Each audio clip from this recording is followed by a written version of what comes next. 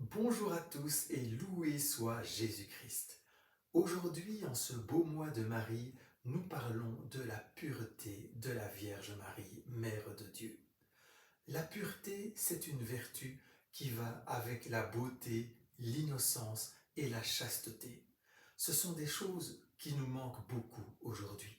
Et à certains, cela manque même cruellement, parfois. Voyez ces messages envoyés comme commentaire d'une vidéo dont je vous mets le lien en description. Voyez à quel point c'est triste et préoccupant. C'est une raison supplémentaire pour nous de contempler la beauté, la pureté et l'humilité de la Vierge Marie. Une eau pure ne contient aucune saleté. De l'or pur ne contient aucune imperfection. De même, tout ce que Marie faisait, disait ou pensait était pur. Tout comme l'eau pure n'offre aucun obstacle à la lumière, ainsi Marie laissait entièrement libre cours à l'action de Dieu en elle. Marie parlait peu, mangeait peu et dormait peu, mais priait beaucoup et travaillait beaucoup. Elle travaillait pour confectionner des vêtements ou divers tissus, pour les réparer, pour faire le ménage, préparer les repas. Mais elle priait avant chacun de ses ouvrages pour l'offrir à Dieu, elle priait pendant son activité pour la faire avec Dieu, et elle priait après pour rendre grâce à Dieu. Elle vivait constamment en Dieu. Elle ne vivait que pour lui. Cela lui apportait une grande douceur, de la patience, de la maîtrise d'elle-même dans chacun de ses gestes. Il en résulte que tout ce qu'elle faisait, disait ou pensait était parfait. Son seul souci était de faire la volonté de Dieu. Car le premier commandement reçu par Moïse déclare « Tu aimeras le Seigneur ton Dieu de tout ton cœur, de toute ton âme et de toute ta force. » Or, tout l'amour pour Dieu consiste à pratiquer ses commandements, c'est-à-dire à faire sa volonté. On pourrait penser que cela l'éloignait des gens, que du contraire, puisque la loi de Dieu ajoute « Tu aimeras ton Dieu et ton prochain comme toi-même ». Marie était donc continuellement attentive et aimable avec son entourage et toutes les personnes que la divine providence envoyait à sa rencontre. C'était une femme remplie de bonté. Elle était de loin la personne la plus humaine de Nazareth et même d'Israël. Elle venait d'être accordée en mariage à un homme humble et bon comme elle, Joseph de Bethléem, mais descendant direct du roi David par la lignée royale. Ils n'habitaient pas encore ensemble, mais, selon la loi juive, il n'y avait aucun empêchement à ce qu'ils aient déjà un enfant. C'était tout à fait permis et même courant. Par contre, si la fiancée trompait son fiancé, cela aurait été un énorme scandale, une grande faute contre la loi, et elle aurait été passible de lapidation. Marie avait passé toute son enfance au temple de Jérusalem jusqu'à ses 14 ans. Elle y avait partagé son temps entre la prière, le service aux prêtres pour laver et réparer leurs vêtements notamment, ainsi que les linges sacrés, et aussi l'apprentissage des saintes écritures. C'est ainsi que toutes les prophéties lui étaient devenues familières, entre autres celle qui parlait de la venue du Messie, le fils de David, qui allait libérer Israël. Elle le décrivait de 1000 façons. Il sera bien sûr roi, puisqu'il sera fils du grand roi David, mais ce sera aussi un prophète comme Moïse. L'Esprit du Seigneur reposera sur lui. Il guérira les aveugles, les sourds, les muets. Il libérera les captifs. Il sera un berger, non seulement pour son peuple, mais aussi pour toutes les nations jusqu'aux extrémités de la terre. Chose mystérieuse, ce sera un homme, mais aussi plus qu'un homme, puisque le prophète Daniel l'avait vu venir sur les nuées du ciel, s'approcher du trône de Dieu et recevoir de lui le pouvoir éternel sur tous les peuples pour l'éternité. Mais, étrangement, Le prophète Isaïe révélait également qu'il serait aussi un serviteur souffrant, méprisé, humilié, frappé, outragé et finalement supprimé. Quel être singulier que ce Messie! Ce serait sûrement quelqu'un d'exceptionnel, le plus saint de tous les hommes. S'il en était ainsi, ce qui était certain, que devrait être sa mère? Marie désirait la venue du Messie de tout son cœur, pour écouter sa sagesse, voir ses actions éclatantes et compatir à ses souffrances si cela devait vraiment lui arriver. Mais quand allait-il venir enfin? Le prophète Daniel avait révélé qu'il devait s'écouler 70 semaines d'années avant son avènement, c'est-à-dire 490 ans. Cela correspondait justement à son époque à elle, Marie. Son souhait le plus cher était donc d'être acceptée comme la dernière des servantes de la mère du Messie.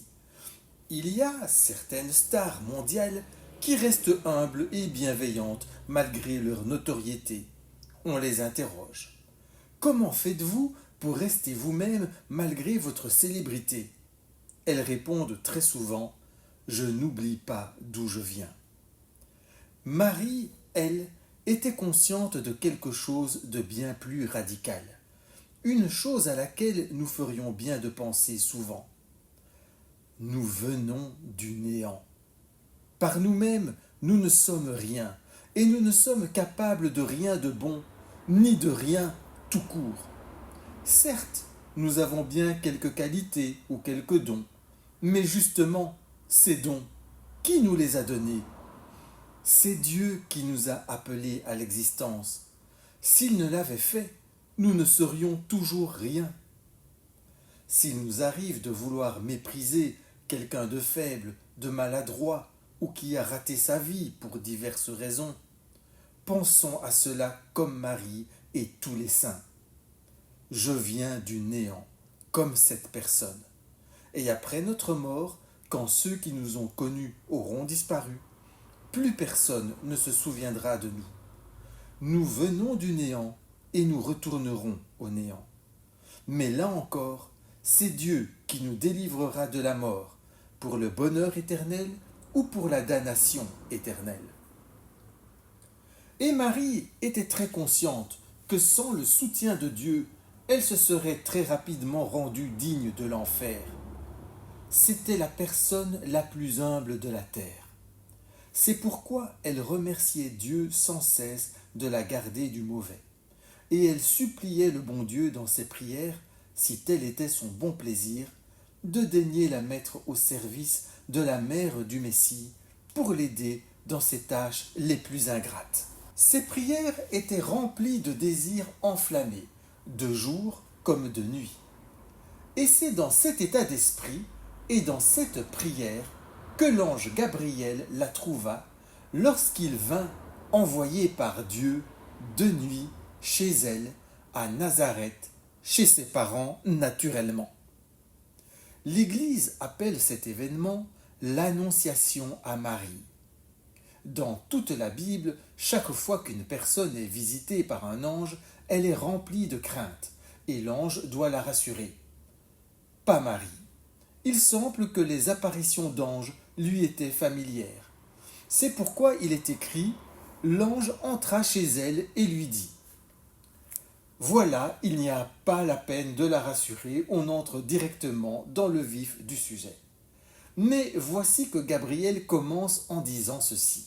« Je te salue, comblée de grâce, le Seigneur est avec toi. » Dire ça à la personne qui est la plus consciente au monde de n'être rien, absolument rien.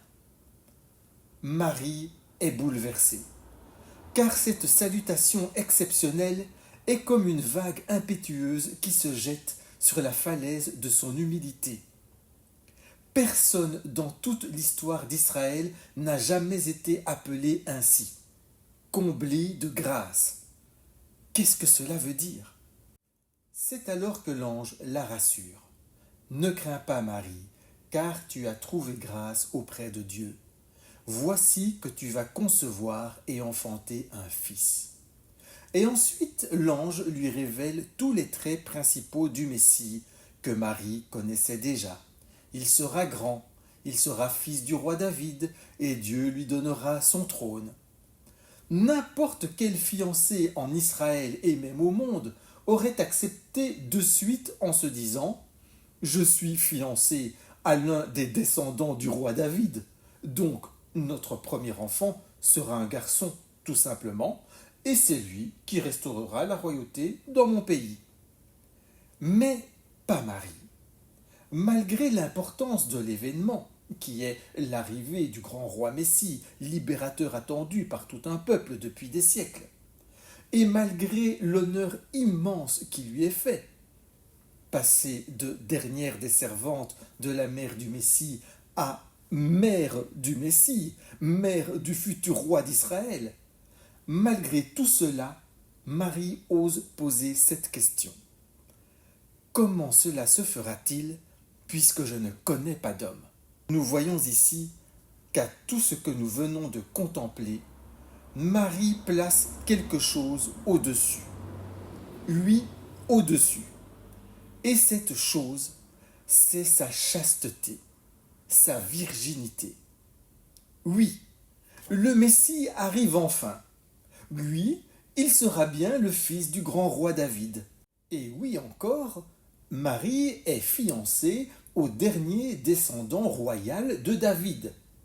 Oui, elle passerait de dernière des servantes de sa mère à mère du Messie. Mais elle dit « Je veux rester vierge. Et je ne connais pas d'homme. » C'est-à-dire que je ne connais pas mon fiancé au sens biblique. Et je ne veux pas le connaître ainsi, car j'ai promis à Dieu de rester vierge toute ma vie. Cela implique bien entendu qu'elle en avait parlé à Joseph avant leur fiançailles et qu'il avait accepté.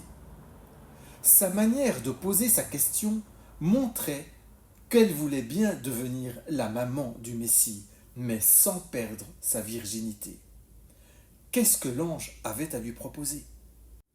L'archange Gabriel et le ciel entier a dû être très heureux de cette interrogation qui lui montrait quelle valeur incomparable Marie accordait à sa virginité, signe de l'offrande d'elle-même à Dieu. C'est seulement alors que l'archange lui révèle comment cette grâce immense allait s'opérer concrètement. Le Saint-Esprit viendra sur toi, et la puissance du Très-Haut, c'est-à-dire la puissance de Dieu le Père, te prendra sous son ombre. C'est pourquoi l'être saint qui naîtra sera appelé Fils de Dieu. Puis Gabriel lui parle de la grossesse d'Élisabeth et y conclut « Car rien n'est impossible à Dieu ». Au passage, cela fait de Gabriel le premier personnage de la Bible à nous révéler explicitement la Sainte Trinité. La question de Marie lui permet de nous révéler que Dieu est un en trois personnes. Comment cela se fera-t-il? Eh bien, c'est par le Saint-Esprit, c'est par le Père et c'est par le Fils de Dieu, car rien n'est impossible à Dieu. Et c'est à cet instant que Marie s'abandonne à la volonté de Dieu en disant « Voici la servante du Seigneur, qu'il me soit fait selon ta parole. » C'est une grande leçon pour notre siècle qui compte la chasteté et la pureté pour moins que rien, tout en plaçant au sommet de la gloire les personnes les plus débauchées, provocantes et extravagantes. Cela me rappelle ces scènes de cinéma dans mon enfance où des explorateurs en Afrique ou en Amérique du Sud, en rencontrant les indigènes, parvenaient à leur échanger des babioles sans aucune valeur pour recevoir de l'or ou des pierres précieuses en retour. Quelle humiliation! Quelle situation de ridicule pour ces pauvres gens! Mais nous faisons bien pire en échangeant la pureté de notre enfance contre toute cette luxure et ces addictions dont j'ai été plusieurs fois esclave pour ma part. Mais à chaque fois, grâce à Dieu, je me suis tourné vers la bonne Vierge, mère du perpétuel secours, refuge des pécheurs et avocate des opprimés. J'ai saisi son chapelet, l'arme céleste la plus redoutable et la plus simple contre Satan, et je suis reparti pour de nouveaux combats après chaque confession.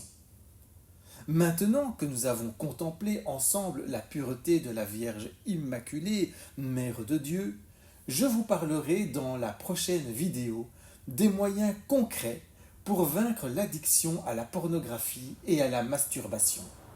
Des moyens spirituels et aussi humains. Les deux sont indispensables et inséparables. Gardez courage et espérance.